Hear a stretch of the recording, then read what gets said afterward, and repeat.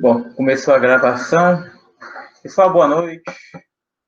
Espero que todo mundo esteja bem aí nas suas casas. E hoje a gente segue a nossa aula de processo civil falando de cumprimento de sentença de fazer, não fazer e entrega de coisa. Eu queria, antes de começar a aula, só fazer um breve apanhado para que você já tenha ciência do que é que a gente deve visualizar, deve estudar nesse último bimestre, para que aí, quem quiser, já se programe, já se antecipa, já começa a estudar. Mas a gente começou o quarto bimestre falando de liquidação de sentença, então a nossa prova começa em liquidação de sentença. A gente vai falar de 5 espécies de cumprimento de sentença, hoje a gente fala de 2, são 3 artigos, aí, o 536 e o 538, que é o cumprimento de sentença de fazer, não fazer entrega de coisa. Depois vamos falar dos cumprimentos de sentença contra a fazenda pública, do cumprimento de sentença de prestação alimentícia e o cumprimento de sentença de pagamento de quantia certa. E, na sequência, a execução fundada em título extrajudicial. Então, isso deve ser o conteúdo da nossa quarta NPC, pessoal. De liquidação de sentença até a execução propriamente dita. Beleza? Dito isso, né, eu devo estar finalizando as correções de prova e trabalho. Essa semana ainda devem estar lançadas as notas de terceira NPC de vocês, tá? Só para registrar, porque não tem gente me mandando trabalho e depois que eu lançar não vou mais receber trabalho, tá? Tem gente ainda me entregando trabalho, embora eu tenha dito que a data da prova seria o limite, mas uma vez que eu lance no portal eu não corrigirei mais trabalhos. Tá? Então repassem aí para quem efetivamente não fez ainda. Mas vamos lá, pessoal. Eu já falei várias oportunidades para vocês, né, que basicamente no processo civil a gente tem 3 espécies de obrigação. Que é a obrigação de pagamento de quantia certa, né, que é a mais conhecida e a mais utilizada, né? A obrigação de fazer e não fazer, né, que a gente vai estudar hoje, e a obrigação de entrega de coisa. E também vamos falar sobre isso hoje. Então, basicamente, a gente tem essas 3 espécies de obrigação, e a que a gente mais já se debruçou, até falando da liquidação de sentença na aula passada, e lembrando que a liquidação de sentença, inclusive, é um instituto que é utilizado quando você precisa tornar uma sentença que condena ao pagamento de certa obrigação, né? Tornar líquida essa sentença que condena ao pagamento de quantia. Por não estar liquidada ainda, não estar líquida, né? E aí a gente se vale da liquidação de sentença para isso. Mas hoje eu quero trazer para vocês aqui o cumprimento de sentença de fazer e não fazer e entrega de coisa. E aí, só para explicar um pouco o que é que seria, né? O que é que diferencia a obrigação de fazer da obrigação de pagamento de quantia, por exemplo, né? E me parece que a resposta é bastante simples, né? A obrigação de fazer é aquela obrigação em que você exige ali a realização, a prática de um fato, né? Isso a gente estuda ali parte das obrigações a gente estuda lá no Código Civil. Mas a obrigação de fazer é nada mais, nada menos do que uma espécie de obrigação segundo a qual a pessoa está em débito com a prática de um determinado fato. Basicamente é isso. Né? A não fazer, ou a obrigação de não fazer, é o inverso. É quando a pessoa ela tem que ficar inerte, né? Ela tem que se omitir em praticar determinado ato. Então, se de um lado eu tenho a obrigação de fazer, que é a obrigação de praticar um fato, um ato, e a obrigação de não fazer é justamente de me inibir de praticar esse fato, né? A ideia, então, é que, diante de casos concretos em que a decisão judicial me determinou a prática ou a não prática do fato, né, o CPC ele diz de que forma isso pode ser cumprido se houver inadimplemento. Lembra? Eu tenho que ter o título, no caso aqui é a decisão judicial, e tenho que ter o inadimplemento.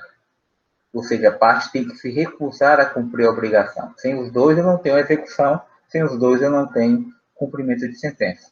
Então, quando a pessoa se recusa a prestar esse fato, a realizar esse fato, né, acaba que ela incorre em descumprimento da decisão judicial, razão pela qual a parte credora pode se valer do cumprimento de sentença, que começa justamente no 536.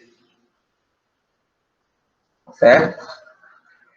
No direito romano, e eu faço esse apontamento aí no final, no direito romano você tinha muito isso, muito visível, né, que a obrigação de fazer e não fazer, ela acabava se resolvendo em pecúnia, indenização. Por quê? Por conta da peculiaridade da obrigação, né? Obrigar você a, por exemplo, tirar o nome do Cícero do cadastro de inadimplentes. Veja, né? Eu estou determinando que a parte demandada exclua o Cícero de um cadastro. Nem sempre a pessoa vai excluir, né? Então, a gente vai ver aqui que determinadas obrigações acabam que não conseguem se cumprir de forma espontânea, né? No direito romano se valia muito na indenização, até mesmo de forma expressa, no CPC de 73 também havia a chamada conversão em perdas e danos.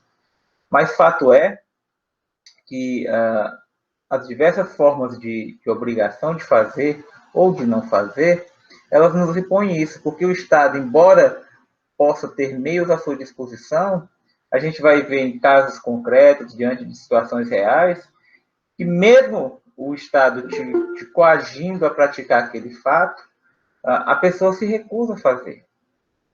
E aí o Estado não vai ter muito o que fazer nesse aspecto, se a pessoa está se recusando a praticar, mesmo, por exemplo, quando há uma multa, né? Vamos falar hoje aí de multas, né? Mas a ideia aqui, então, é verificar o que é que está à disposição do Estado juiz para que ele, diante da resistência de alguém em cumprir uma obrigação de pagamento de quantia, venha fazê-lo, né, com base aqui nos normativos do CPC. Beleza?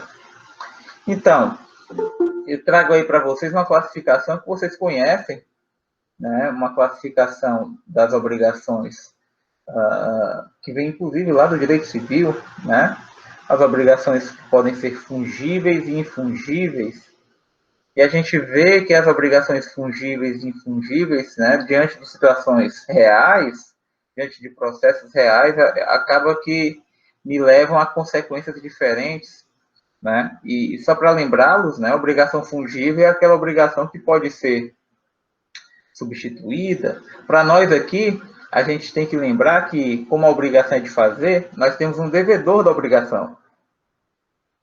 E se essa obrigação, né, ela é uma obrigação fungível, significa dizer, então, que não necessariamente o devedor precisa fazer pessoalmente. Ela não é aquela obrigação intuito personal, né, personalíssima. Ela pode ser feita por terceiros. E é justamente nessa linha que o nosso CPC traz aí possibilidades para que a jurisdição ela consiga fazer, né, nesse exercício pelo Poder Judiciário, ela consiga dar satisfação a essa obrigação de fazer e não fazer, ainda que a pessoa se recuse. Eu até já adiantei em aulas anteriores que quando a obrigação é de pagamento de quantia e a pessoa não quer pagar, tranquilo, né? A gente vai lá e invade o patrimônio do devedor e as custas desse patrimônio, né, a gente vai lá e dá satisfação a esse pagamento. Mas aqui não é pagamento. Aqui a obrigação é outra. Aqui a obrigação é de fazer, de prestar um fato. E o Estado só tem os meios disponíveis em lei, né, para tentar fazer com que a sua decisão prevaleça, que ela seja efetivamente respeitada, né? Bom, senhores, por outro lado, se a gente tem as obrigações que podem ser prestadas por terceiros, que são as fungíveis, a gente também tem obrigações personalíssimas, né, como já havia falado, que não podem ser prestadas por terceiros, apenas pelo devedor originário, né? E para ilustrar bem essas duas espécies de obrigação, eu trouxe dois exemplos aí no material de apoio. Um deles, justamente uma obrigação de pintura de um muro de uma residência, né? A obrigação, então, é para que a pessoa condenada, né, ela seja compelida a pintar, né, a obrigação de fazer, pintar o muro de uma casa. A pergunta que se faz é, será que essa obrigação, para ser efetivamente cumprida, ela só vai ser satisfatoriamente cumprida se o devedor pintar. Será que ela não se cumpre, né, de forma satisfatória se uma outra pessoa, se um terceiro não fizer o serviço? Nesse caso, sim, né? Nada impede de que um terceiro faça o serviço, né, a contento e, por exemplo, o devedor da obrigação seja obrigado a pagar pelos serviços desse terceiro. Já que ele se recusa a fazer a pintura pessoalmente, né, nada impede de que haja autorização para que um terceiro pinte, cobre o seu preço, e aí as custas desse preço, aí esse preço vai ser suportado pelo devedor originário que se recusou a fazer a pintura. Então, vejam, a gente está trocando a forma de prestação da obrigação, né? Isso o CPC permite. O segundo exemplo é justamente o exemplo de uma que muita da nossa doutrina traz, né? De uma obra, né? Uma pessoa que contrata um artista famoso para fazer uma obra de arte, né? Quando você contrata um artista famoso para fazer uma escultura, um quadro, né? Algo nesse sentido, não faz também muito sentido que você aceite que qualquer pessoa faça esse trabalho no lugar daquele artista renomado. Quando você contrata um artista renomado para prestar um fato, né? E aí você pode pensar em outras situações, né? Um cantor, enfim, um ator para fazer um filme, etc. Não te adianta se ele mandar alguém fazer no lugar dele. Não adianta que o pintor mande o aprendiz do pintor para fazer isso. Não, mas ele pinta igual a mim. Ele faz exatamente os mesmos traços que eu faço, ele sabe meu estilo, ele é meu aprendiz. Mas não é a mesma coisa, porque você quer realmente aquela obra de arte, né, feita e assinada por aquele artista renomado. Então, essas obrigações aí seriam obrigações infungíveis, né? Quando, por conta da natureza da obrigação, né, elas não podem ser transferidas a terceiros. E essas aí, efetivamente, no mais das vezes, acabam se convertendo aí, no processo civil, em dinheiro. Se a pessoa realmente se recusa, você não quer que outra pessoa faça no lugar dela, aí, nesse caso, provavelmente isso vai virar dinheiro de alguma forma. Beleza? Mas vamos lá. O cumprimento de sentença de obrigação de fazer e não fazer, pessoal, ele começa justamente no artigo 536 do Código de Processo Civil. E o caput desse artigo, ele já traz uma série de informações que são relevantes, né, para que efetivamente a gente consiga se valer dessa tutela. E eu já tenho que lembrar vocês aqui, a gente está em cumprimento de sentença, pessoal. Se a gente está em cumprimento de sentença, a gente tem que lembrar que a fase de conhecimento já foi. Eu já tenho aqui uma decisão judicial determinando o cumprimento da obrigação, né? Então, em regra aqui, eu estou fazendo justamente, né, buscando, né, a concretude, a efetividade daquela decisão judicial que foi prolatada lá na fase de conhecimento, certo? Só para deixar bem claro. Então, aqui eu não estou rediscutindo se tem que fazer o quadro ou não tem que fazer o quadro, se tem culpa, se não tem culpa, isso já foi resolvido lá atrás. Eu já tenho aqui já uma obrigação determinada pela sentença, né, de cumprimento aí desse dever verdadeiramente, né, de fazer, no caso do meu exemplo. Então, o 536 traz uma série de informações que são importantes que vocês lembrem, né?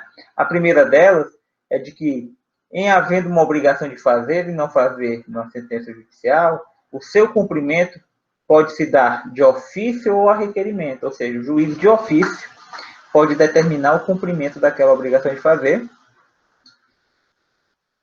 para se buscar duas coisas, né? Então, eu vou dar um exemplo aqui para vocês. Imagine que o Cícero foi condenado a fazer aquela pintura da casa. O Cícero era o pintor contratado, né, e ele se recusou a fazer, embora tenha recebido os honorários pelo serviço, se recusou a fazer, isso foi parar em juízo, a sentença foi de procedência, e na sentença o Cícero foi condenado a realizar a pintura do muro da casa, ou realizar a pintura da casa inteira, como queira, né? A partir do momento que o Cícero se recusa, né, o juiz vai poder se valer do 536, no mesmo processo, hein? Sincretismo processual, tudo no mesmo processo, né? Processo novo, né? E ele vai buscar o quê? Né? Em primeiro lugar, o juiz vai buscar, em se tratando de obrigação de fazer e não fazer, pessoal, ele vai buscar o que se chama de tutela específica. Eu vou fazer a leitura aqui do caput, tá?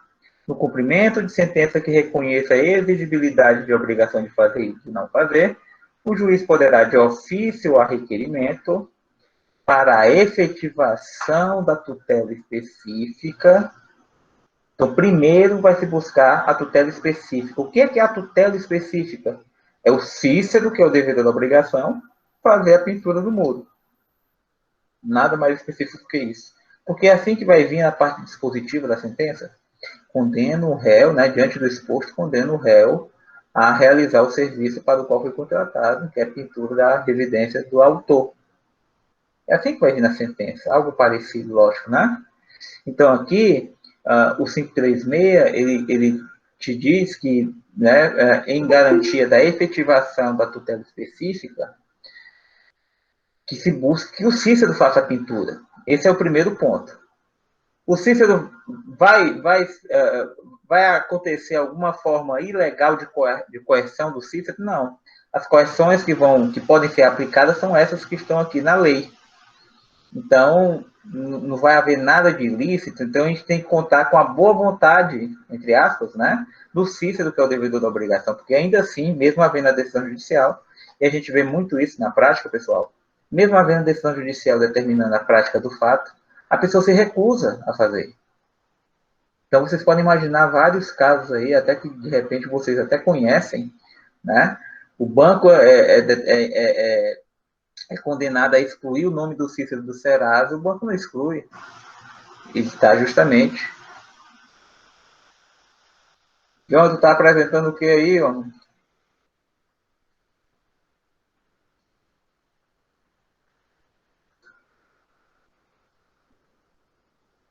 Certo? Então, aqui no 536, ele diz que o juiz vai poder, para obtenção, né, para efetivação da tutela específica, e aí ele traz uma segunda coisa, né? Para obtenção da tutela do resultado prático equivalente. Guardem a expressão resultado prático equivalente. Essa é uma peculiaridade da obrigação de fazer e não fazer, pessoal, porque das duas uma, né? Se a gente vai voltar para o meu exemplo, o Cícero condenado a fazer a pintura do muro da casa, das duas uma. Ou a gente vai obrigar o Cícero a fazer, né? Obrigar, entre aspas, né? Com base nos termos legais. Ou o Cícero vai fazer a pintura da casa, ou um terceiro vai fazer a pintura da casa e o Cícero vai pagar. Vejam, o resultado, em linhas gerais, é o mesmo. O muro vai ser pintado. Só que na primeira opção, o muro vai ser pintado pelo devedor da obrigação, que é o Cícero. Na segunda opção, o muro vai ser pintado não pelo devedor, mas por um terceiro, né, que não estava obrigado a pintar, né, mas que vai cobrar o preço que vai ser suportado pelo Cícero. Isso é o que a gente chama de resultado prático equivalente. Na prática, o muro vai ser pintado, só que não vai ser pintado na forma pela qual foi decidido, né, já que o juiz decidiu que o Cícero deveria ser a pessoa a pintar. Então vejam que no cumprimento de sentença de obrigação de fazer e não fazer, eu vou buscar duas coisas. A primeira sempre é que ela se cumpra, né, o que a gente chama de tutela específica, aquilo do jeito que está na decisão judicial. Se eu não consigo fazer que ela se cumpra daquela forma, o juiz vai poder, com base no permissivo do 536, buscar meios para que se obtenha o resultado prático equivalente. Se não estava do jeito da sentença, mas que pelo menos eu consiga o mesmo resultado, ainda que de outra forma. E aí, para isso, o juiz vai poder determinar várias medidas, né, necessárias à satisfação do exequente. Exemplos dessas medidas estão justamente no parágrafo 1º, que começa dizendo que o juiz pode determinar, dentre outras, então, quando tem esse dentre outras, vocês já sabem, o rol é meramente exemplificativo, né? A imposição de multa, busca, apreensão, remoção de pessoas e coisas, desfazimento de obras, impedimento de atividade nociva, inclusive com possibilidade de requisição de força policial. Então, veja que o parágrafo primeiro ele traz um rol meramente exemplificativo. Senhores, o juiz não tem, não está distrito a essas medidas aqui. O caso concreto é que vai dizer ao juiz, ou que vai possibilitar fazer com que ele decida, qual seria essa medida, né, que ele pode adotar aqui, visando a satisfação do exequente. Tá? Então, o rol é meramente exemplificativo, né? Vocês, inclusive, tem uma perguntinha no quiz, né? Vocês já devem ter visto que soltou e saiu, foi publicado às 18h30 já o quiz dessa aula de hoje. 3 perguntinhas, né, sobre a obrigação de fazer e não fazer entrega de coisa. Inclusive, uma delas fala justamente sobre medidas que não estão aqui tipificadas, né? Que vocês também já falaram sobre em trabalhos anteriores aí, acerca das medidas atípicas, né? Eu acho que eu coloquei lá atrás, lá na teoria geral da execução também, uma perguntinha sobre isso. Então, a ideia aqui, senhores, que com o parágrafo primeiro, o juiz está livre para, diante do caso concreto, óbvio, medidas permitidas em lei. É desnecessário, mas eu tenho que falar aqui. Ele pode adotar medidas, né, na busca dessa efetividade do direito do exequente, né, visando, em primeiro lugar, a tutela específica, né, a obrigação cumprida tal qual está na sentença, e diante da impossibilidade, né, de se cumprir tal qual está lá, que ele pelo menos assegure ao credor o resultado prático equivalente. É basicamente isso. Então, o cumprimento de sentença se dá nos mesmos autos, né, que pode começar de forma provocada pela parte, né, ou, como coloca aí o 536, de ofício pelo juiz. Beleza? O parágrafo segundo ele só diz de que forma, se for o caso de expedição de mandado de busca e apreensão, ele tem que ser cumprido, né, que ele fala, ele tem que ser cumprido por 2 oficiais de justiça, né? Necessidade de testemunha, se houver necessidade de arrombamento, tá? Então, vejo que até isso pode acontecer, arrombamento, por exemplo, para cumprimento de mandado de busca e apreensão, tá? Bom, o parágrafo 3º ao 5º, ele segue trazendo aí algumas questões que são interessantes, que são consequências próprias do cumprimento de sentença de obrigação de fazer e não fazer. Interessante o parágrafo 3º, pessoal, porque o parágrafo 3º já deixa claro que se você descumpre injustificadamente a decisão que te condenou, né, a decisão que reconhece a obrigação de fazer e não fazer, o executado incidirá, não é que poderá incidir, mas incidirá nas penas, né, por ser sanções, mas nas penas da chamada litigância de má-fé, que também vem previsto do CPC, aplicação de multas, etc., né? E, além disso, há uma repercussão fora do processo civil, uma repercussão que vai para o processo penal, que é justamente o reconhecimento, né, do crime de desobediência. Então, quando alguém deixa de cumprir uma decisão judicial, e vocês sabem disso, seja ela qual for, né, mas aqui tem uma forma bem expressa, né, tá bem escrito isso, além de você responder de estar sancionado as penas da litigância de má-fé, ainda haverá uma repercussão penal, algo que não estava no processo. Porque agora você vai ser processado pelo crime de desobediência previsto lá no Código Penal, tá? Então, isso aqui, tudo aqui são medidas que o legislador colocou à disposição, consequências que foram trazidas aqui pelo legislador processual civil, justamente para que a parte ela pense 2 vezes antes de descumprir a decisão judicial, né? Então, quando você é intimado para cumprir a decisão judicial, você tem, né, pelo menos é para isso que tem um profissional que está te assessorando, tem o profissional que está patrocinando a causa, ele tem que, olha, se você não cumprir essa obrigação, você está sujeito a isso, né? Litigância de má-fé, desobediência, pode ter multa fixada, e normalmente é assim que se começa, o juiz já fixa a obrigação, né, e já dá prazo para o cumprimento da obrigação, e já diz, olha, se não cumprir, incidirá uma multa, que é o que a gente vai falar agora aí nos próximos slides, né, que é um meio de coerção, vocês já sabem disso, que já falamos disso lá atrás, né.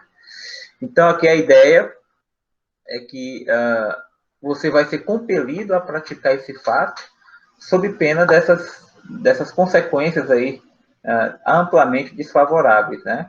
Além disso, o parágrafo 4 diz que aplica-se o artigo 515 no que couber, porque depois, né, dessa intimação, você vai poder também impugnar e, eventualmente, até obter sucesso. Se, por exemplo, você vai lá e apresentar a sua impugnação dizendo, olha, essa obrigação aqui não é para mim, né? Sei lá, ilegitimidade passiva no cumprimento da obrigação, alguma coisa nesse sentido. E aí você vai aplicar de forma subsidiária aí o 525, que trata da impugnação no cumprimento de sentença de pagamento de quantia certa, que a gente ainda vai ver lá na frente. Tá?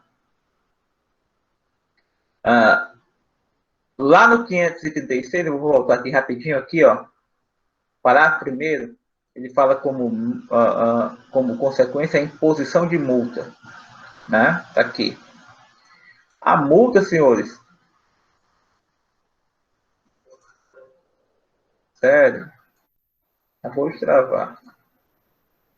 Só um pouquinho, pessoal, que travou aqui o...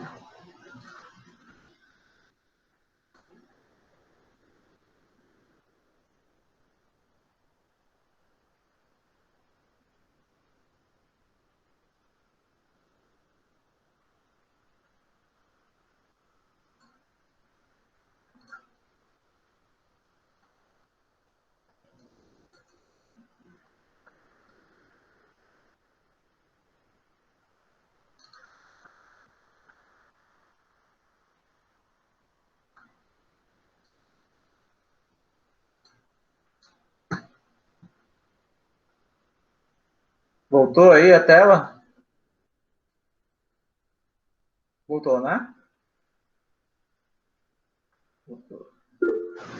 Beleza. Então vamos lá. O 536, parágrafo primeiro, fala da imposição de multa. Na verdade, a multa acaba que, na prática, né, é o meio de coerção mais utilizado, na minha visão, para compelir o devedor a cumprir a obrigação. Em que sentido? Vamos lá. Se há uma decisão judicial dizendo que, vou dar outro exemplo, né? Que o banco exclua do cadastro do SPC Serasa, né? Exclua o autor do cadastro do SPC Serasa no prazo de 48 horas.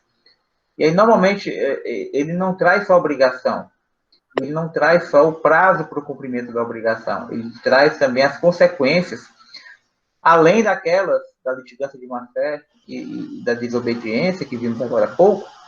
Ele diz o seguinte: sob pena de multa diária de R$ 1.000 por dia de descumprimento.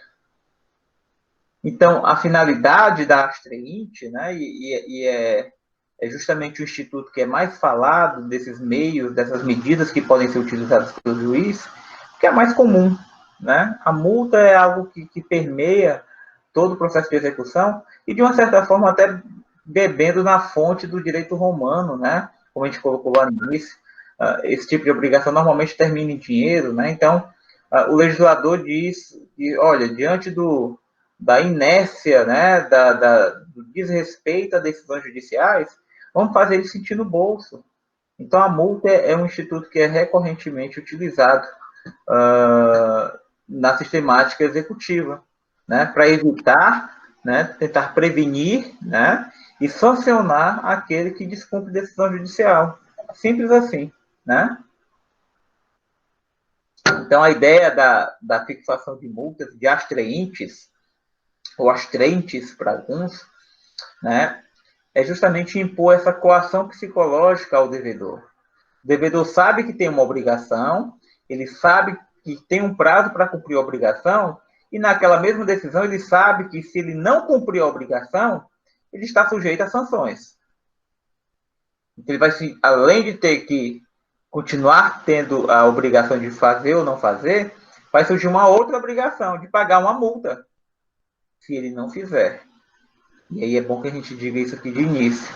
As astreintes são fixadas não para dar dinheiro, né, ou para gerar enriquecimento para o credor, porque esse dinheiro aqui, senhores, vai para o credor, vai para o exequente.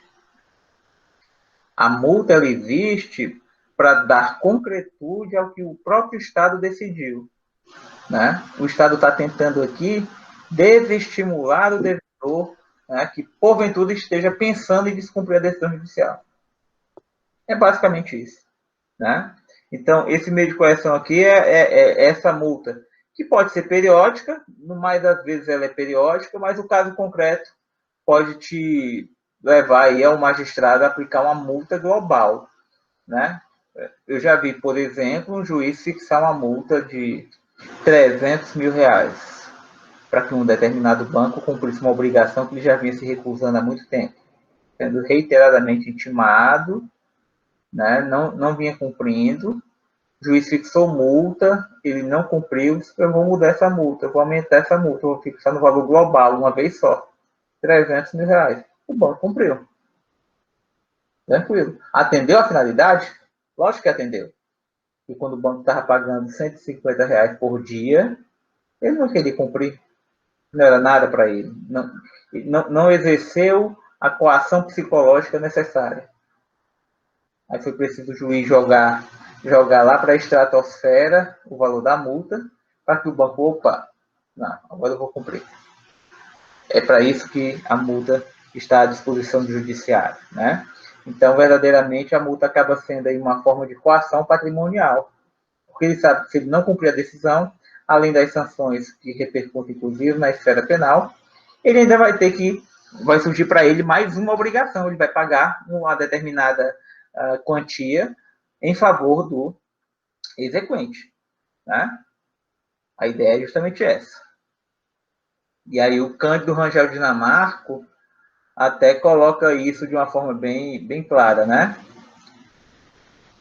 As astraentes não se confundem com obrigações, é bom que se diga também. As astraentes nada mais são do que uma consequência pelo descumprimento da obrigação. Tanto é, né, que você pode ter sido multado, né, você descumpriu a decisão, a multa passou a incidir, e ainda que lá na frente você cumpra a obrigação, a tendência é que a multa que vinha correndo até o cumprimento atrasado, ela fique. Ela não desaparece porque você cumpriu a obrigação. Se você cumprir no prazo determinado, você não vai ter multa. Mas se você atrasou o cumprimento, além do cumprimento que continua sendo obrigatório, né, dessa obrigação de fazer ou não fazer, você ainda tem que pagar a multa, tá? Então, isso não desaparece, né? Então, são institutos dissociados, por assim dizer. O 537, inclusive, diz em que momentos a multa pode ser aplicada.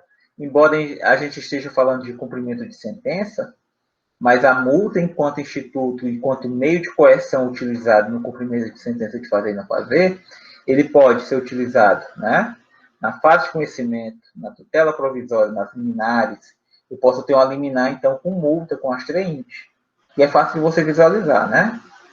Uma decisão liminar, né, mandando aí o Estado custear, não, o Estado fazer uma cirurgia no tratamento, né, imediatamente sob pena de multa, né? Então isso pode acontecer. Então, na fase de conhecimento, na tutela provisória, na sentença, no cumprimento de sentença, que é a fase de execução, em todos esses momentos, senhores, a multa pode ser utilizada. A ideia é que a multa esteja à disposição do Estado, né, durante todas as fases do processo, fase de conhecimento, fase de execução, para que as decisões que sejam tomadas dentro desse processo, seja na fase de conhecimento, seja na fase de execução, sejam efetivamente cumpridas, né? Você vai impor essa coação psicológica no devedor para que ele pense duas vezes se vale a pena, né, cumprir ou não cumprir a decisão, certo? O parágrafo primeiro, ele traz uma possibilidade de revisão dessas multas que são fixadas, o que nos mostra que a multa, a decisão que fixa a multa, ela é uma decisão precária, ela pode ser alterada, inclusive, de ofício, né? E aí circunstâncias principalmente do inciso 1, é a que é a mais evidente, né? Quando o juiz verifica que a multa se tornou insuficiente ou excessiva. Acho que é bem emblemático isso. O juiz pode modificar, então, senhores, a multa. Se ele achou que é insuficiente, ele pode aumentar. Se ele achou que ele é excessivo, ele pode reduzir. Né? E essa é a grande discussão que a gente vê nos tribunais, esse entendimento. Né? A multa foi excessiva, reduz, né?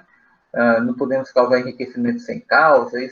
Essas são algumas das teses que são muito utilizadas, por exemplo, quando o juiz fixa uma multa relativamente de valor elevado no primeiro grau e o tribunal vai lá e reduz aquela multa. Né? Mas fato é que as multas elas podem ser modificadas a qualquer tempo, né? Se você consegue ali diante do caso concreto verificar se ela foi eficaz, se ela conseguiu atingir seu objetivo, se ela não conseguiu atingir seu objetivo, né? E aí a partir daí você faz essa mensuração aí, essa gradação, né, da multa. E o parágrafo 2º deixa claro que a multa ela é revertida em favor do exequente. Né? Daí a gente vê algumas decisões judiciais que reduzem o valor de multa, dizendo que a multa não pode ser instrumento de enriquecimento sem causa, né? Como se fosse culpa do exequente o fato dele estar recebendo a multa. O exequente só está recebendo a multa porque o executado se recusou a cumprir a obrigação. Se ele tivesse cumprido, não tinha multa. Né? Mas daí é uma outra discussão já no âmbito da jurisprudência. O parágrafo 3º do 537 coloca a possibilidade do cumprimento provisório dessa decisão. O que é o cumprimento provisório, pessoal? É o cumprimento de sentença que ainda está pendente de julgamento de recurso, ou seja, aquela sentença que ainda não transitou em julgado. Quando eu estou cumprindo uma sentença que ainda está sendo recorrida, né, com recurso pendente de julgamento, a gente diz que o cumprimento é provisório. Quando a sentença já transitou em julgado, o cumprimento é definitivo. Então, em relação à multa, né, a decisão que fixa a multa é passível de cumprimento provisório, com depósito judicial, inclusive o valor da multa, e essa multa pode ser levantada após o trânsito em julgado, que aí ela se tornaria definitiva, aí eu consigo finalizar a execução. Então, você, em tese, pode executar uma multa provisoriamente, mesmo na pendência de julgamento de recurso. Tá? O parágrafo 4º diz a partir de quando começa a incidir a multa, né? É o dia de descumprimento.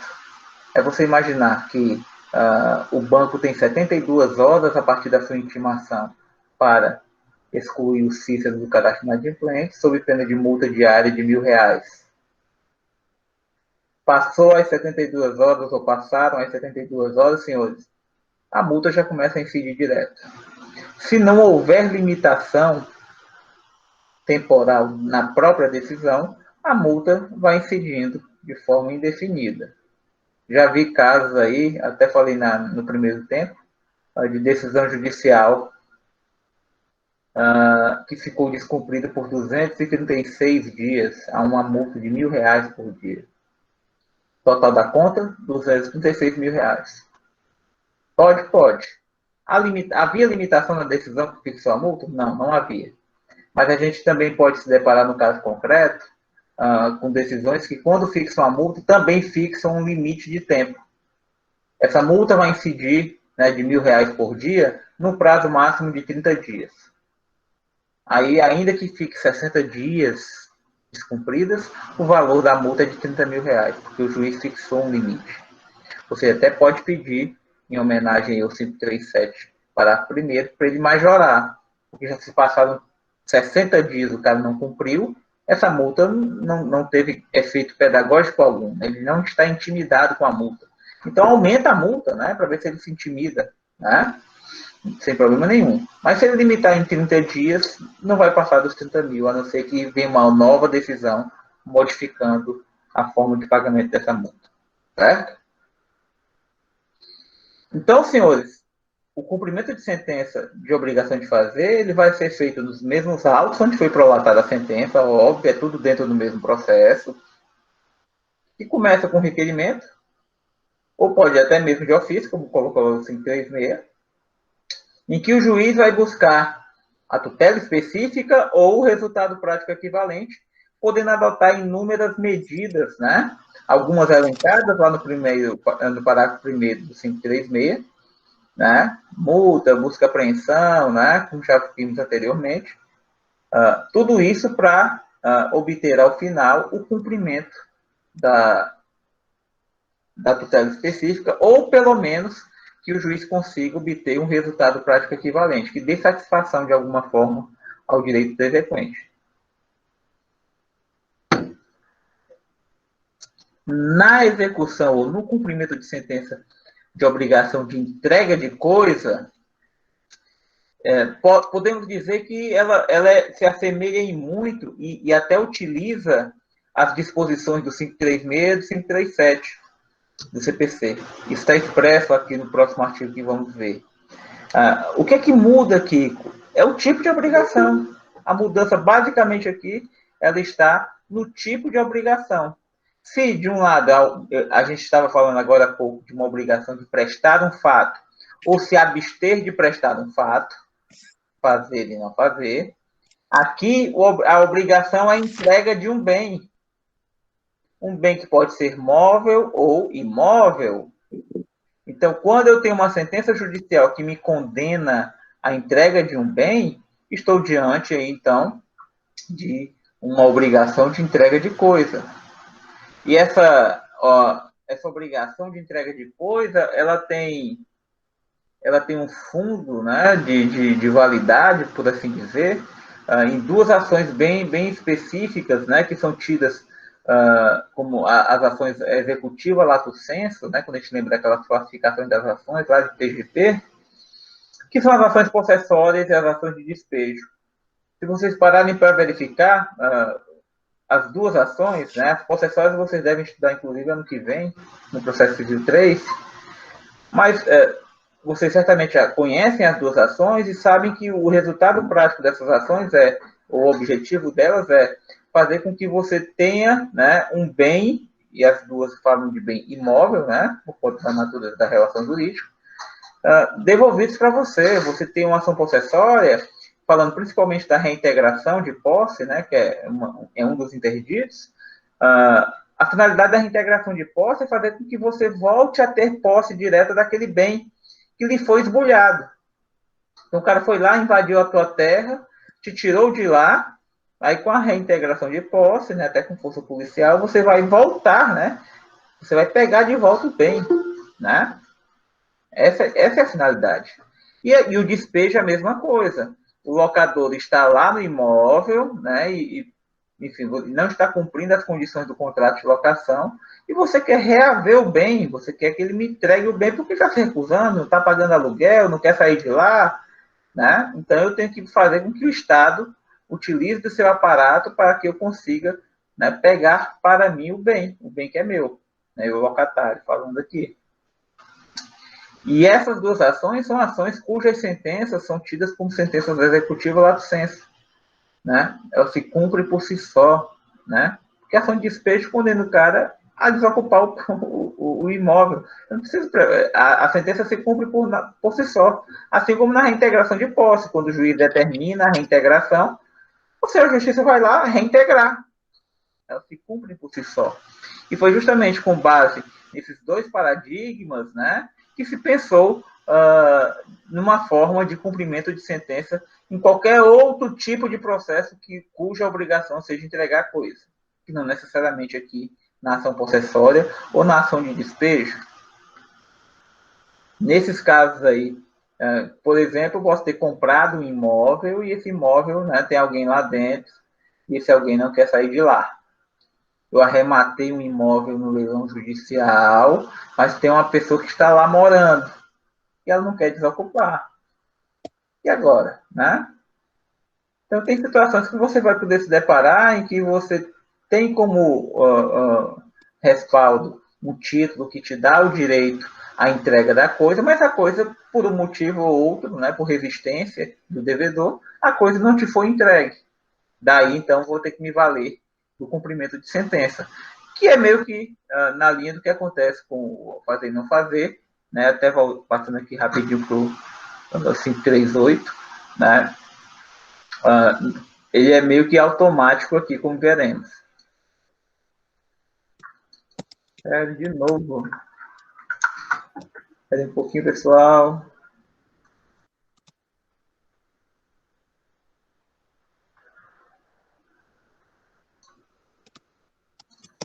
Tá, vou mais uma vez.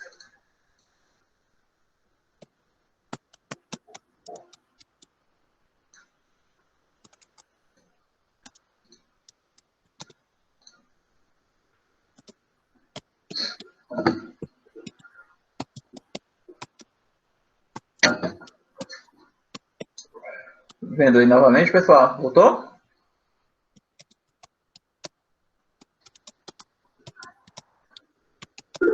Voltou, né? Beleza, Maia, obrigado. Então, vamos lá. Então, se você tem uma decisão judicial, né, uma sentença determinando a entrega da coisa, e ela efetivamente não te foi entregue, o que é que vai acontecer, né?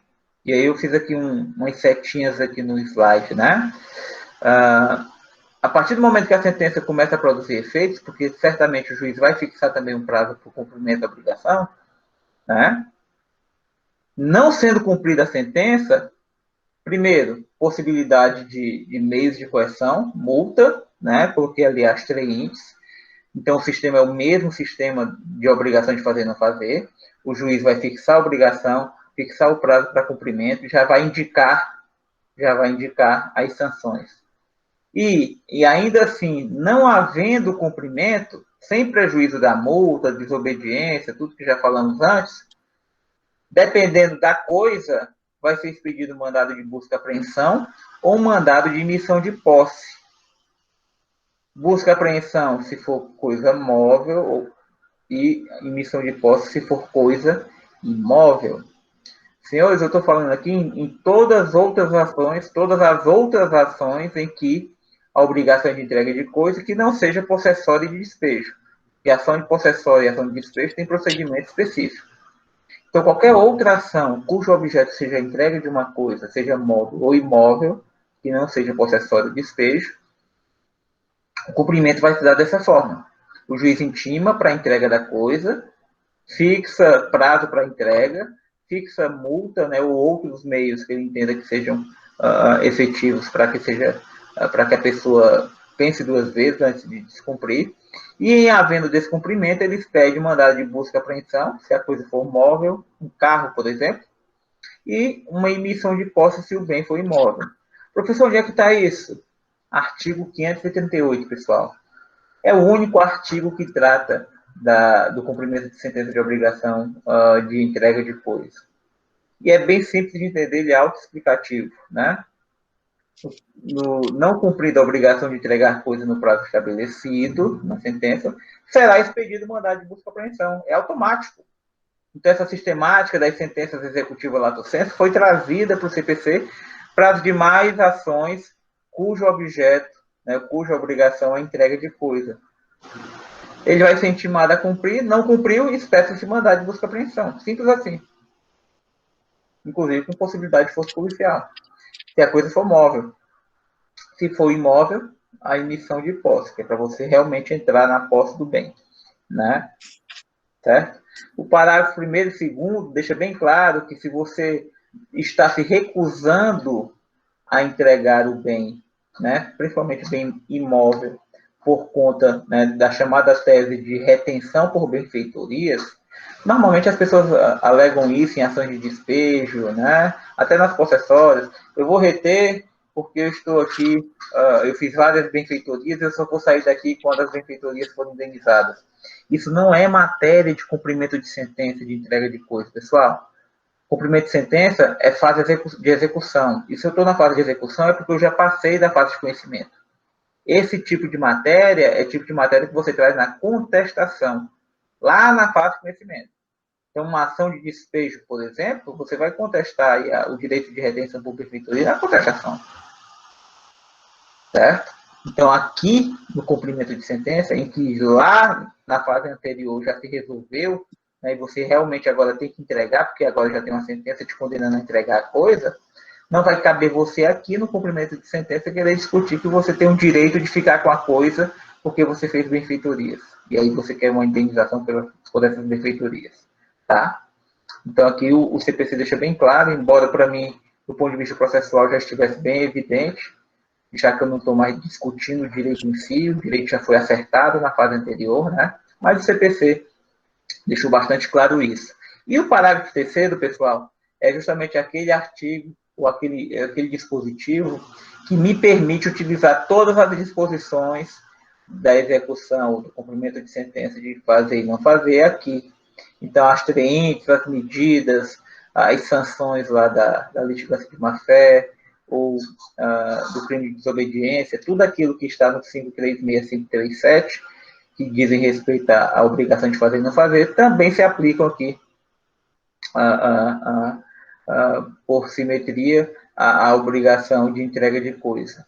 Então, nas duas espécies, o que a gente vê é que ela se inicia, até pode se iniciar, e normalmente se inicia por requerimento, mas ela pode se iniciar de ofício, né? O juiz vai buscar formas dentro daquilo que é legalmente previsto para ele, de fazer com que aquela obrigação, seja de fazer e não fazer, seja de entrega de coisa, seja cumprida, e vai buscar o cumprimento original, mas se ele não conseguir o cumprimento original, ele vai buscar o resultado prático equivalente lá na fazer e não fazer, e aqui na entrega de coisa, se a coisa não é entregue, ele já expede o mandado de busca e apreensão, se for coisa móvel, ou mandado de missão de posse. Então, vejo que o Estado ele tem ação bastante proativa, né, reativa, mas também proativa, porque ele pode ali, diante da negativa, já dar seguimento ao cumprimento e obrigar, né, no caso aqui da entrega de coisa, que a coisa venha para as mãos do credor. Ele vai lá, apreende o bem, ainda que seja com força policial, para entregar para o credor. Vai lá fazer a emissão de posse para quem está lá dentro na posse do imóvel, saia da posse para que ele possa emitir-se na posse. É essa a ideia, satisfazer o direito do exequente. Beleza? São 3 artigos, senhoras e senhores. Vou começar devagarzinho aí. Comecei com essas duas. Provavelmente na semana que vem a gente fala de fazenda pública, né? E talvez fazenda pública, não sei ainda, não estou certo ainda como é que eu vou dividir. Vou deixar a obrigação de pagamento de quantia certa por último. Penúltimo, na verdade. O último vai ficar o alimento. Eu acho que é isso. Fazenda pública, pagamento de quantia e pagamento de alimentos. A gente encerra esses 5 cumprimentos de sentença. Senhores, eu posso ajudá-los aí? Alguma pergunta que vocês queiram me fazer? Ficou tranquilo aí? Precisa dar uma complementada na doutrina, né? São 3 artigos só, então vai ser rápida a leitura do CPC, mas vocês precisam também dar uma aprofundada na doutrina de cabeceira aí de vocês, principalmente para as respostas dos 3 quesitos que estão aí no Google Classroom. Deixei 3 perguntinhas acerca dessas espécies de obrigação aqui, né, nos cumprimentos. Respostas curtas, né, como vocês já sabem, para que daí a gente consiga começar a fazer a avaliação dos trabalhos da 4ª NPC. Alguma pergunta aí, senhores? Posso ajudá-los?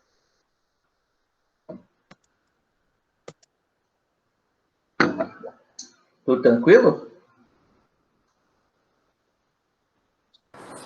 Cícero, Oi, diga lá, Junito.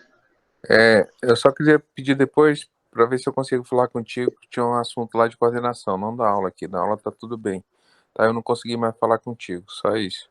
Beleza. Tá? Aí depois eu te chamo lá, não sei qual é o teu número, aquele lá não tá dando, aí eu tô com essa dificuldade de falar contigo, mas depois eu ver se tu me acha, tá? Pelo telefone? Amanhã de manhã eu entro em contato contigo, pode ser? Pode, obrigado. Um Fechado. abraço. Tchau. Meus caros, vou interromper a gravação.